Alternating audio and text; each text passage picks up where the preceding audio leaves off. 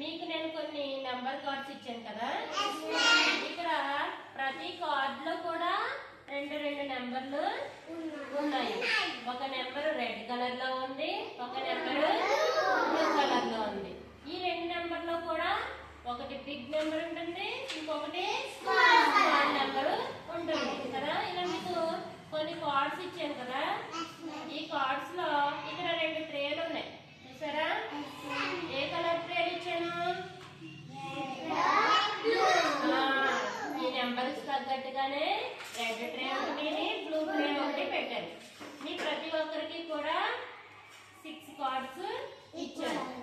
మీరు ఇప్పుడు ఏం చేయాలంటే, ఇప్పుడు మీకున్న కార్డులో ఒక్కొక్క కార్డుని కూడా పరిశీలించి ఈ రెండిట్లో బిగ్ నెంబర్ ఏదమ్మా?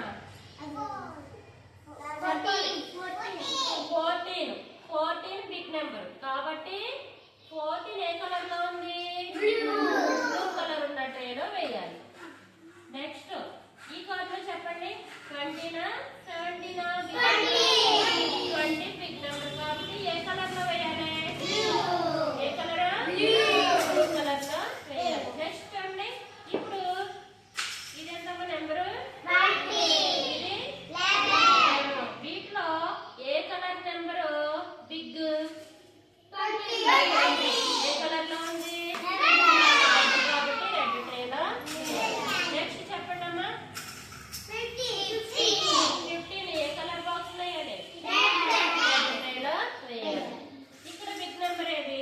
15 నెంబర్ ఏ కలర్ లో ఉంది? Blue colour. ఏ కలర్ ట్రేలో వేయాలి? బ్లూ కలర్ ట్రేలో వేయాలి. ఇప్పుడు మీకు ఇచ్చిన కార్డ్స్ అన్ని కూడా మీరు అలాగే టెస్ట్ చేసి బ్లూ కలర్ నెంబర్ బిగ్ అయితే బ్లూ కలర్ ట్రేలో వేయాలి, రెడ్ కలర్ నెంబర్ బిగ్ అయితే రెడ్ కలర్ ట్రేలో వేయాలి.